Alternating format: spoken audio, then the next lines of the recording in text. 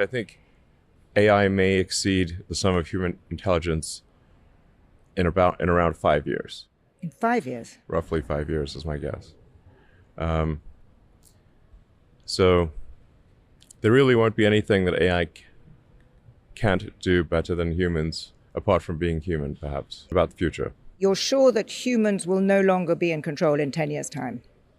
I think it is unlikely, in the same way that if you had a vastly more, you know, Whether that happens in 10 years or 20 is not the most important question. The future of work is already changing.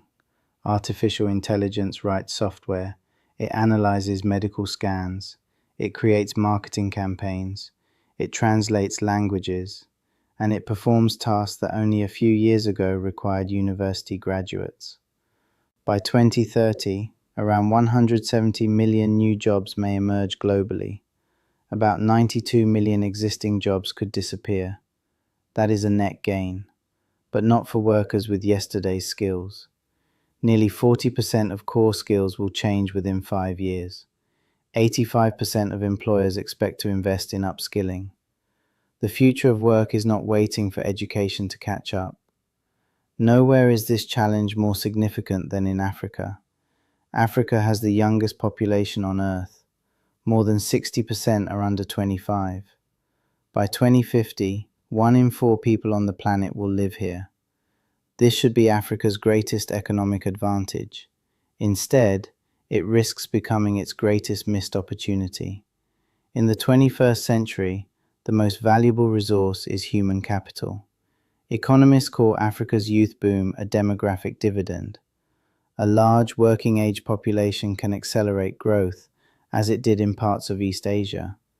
But a demographic dividend is not automatic. Every year, 10 to 12 million young Africans enter the labor market.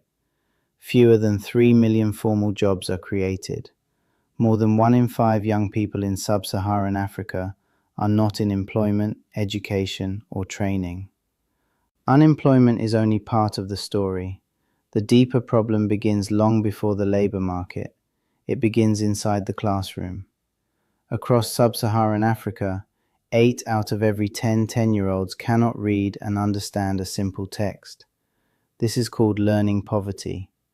Millions of children spend years in school without gaining the skills they need later. Only 44% complete lower secondary school. Fewer than 1 in 4 finish upper secondary education. Access has expanded, yet many students still leave school without digital, analytical, or problem-solving skills. The global economy rewards adaptability and technological competence. Many classrooms still reward memorization and repetition. Success is often measured by how accurately students reproduce information, not by how they solve unfamiliar problems. This is not a criticism of teachers. Most work under overcrowded conditions, with limited resources and curricula they did not design. Students work hard within systems they did not create. The question is simple. Does the education system prepare young Africans for an economy that has already changed? Knowledge is no longer scarce. A student with a smartphone can access world-class lectures. Artificial intelligence can explain concepts, write code, and summarize textbooks in seconds. The real challenge is knowing how to evaluate information, question it, apply it, and use it to solve problems. For generations, the promise was simple. Study hard, pass examinations, earn a degree. Success would follow. That promise is becoming less certain. Every year, African universities produce hundreds of thousands of graduates. Many have spent 16 years or more in formal education, yet employers still struggle to find workers with practical skills. This is the skills mismatch. Graduates cannot find jobs. Employers cannot find qualified workers. Education and employment are no longer moving at the same speed. Only around 9% of African youth enroll in tertiary education. A degree is no longer enough. Employers now ask, can you analyze data? Can you work with digital tools? Can you solve problems independently? Can you adapt?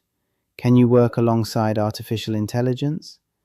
The workplace no longer rewards those who simply know the most. It rewards those who learn the fastest. Artificial intelligence is transforming work.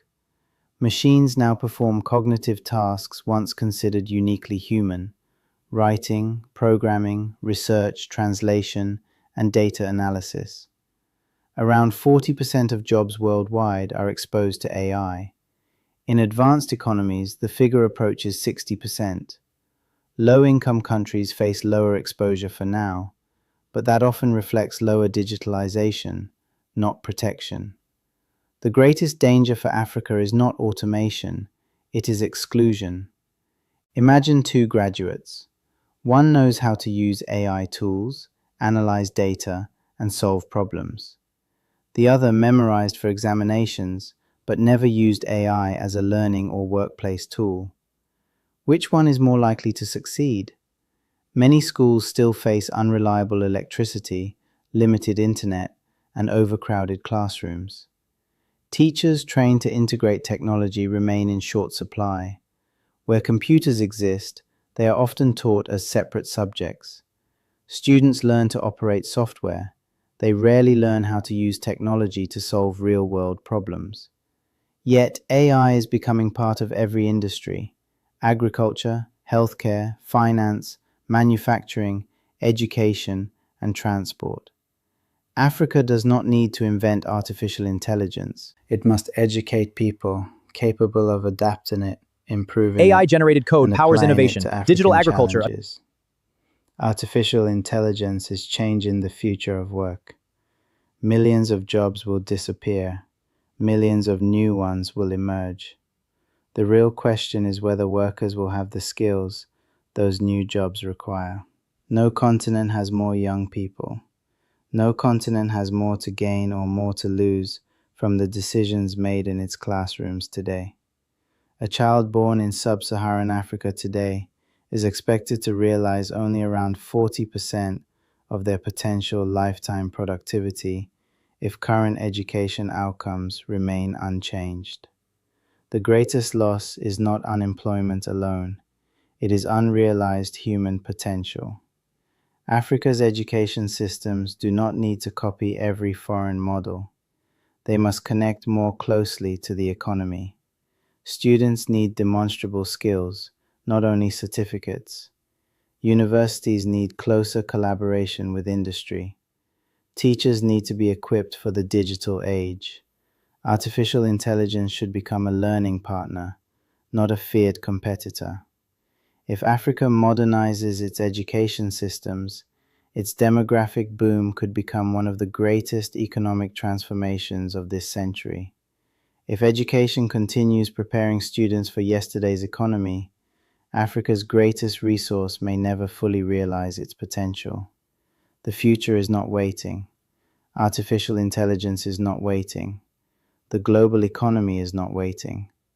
Will Africa educate its youth for the world that is emerging, or continue preparing them for the world that has already disappeared? If you watched the previous video on Africa's resource paradox, you already know the continent is not poor because it lacks wealth. This is the other half of the story: the skills that determine whether that wealth is ever captured. Subscribe for the next one.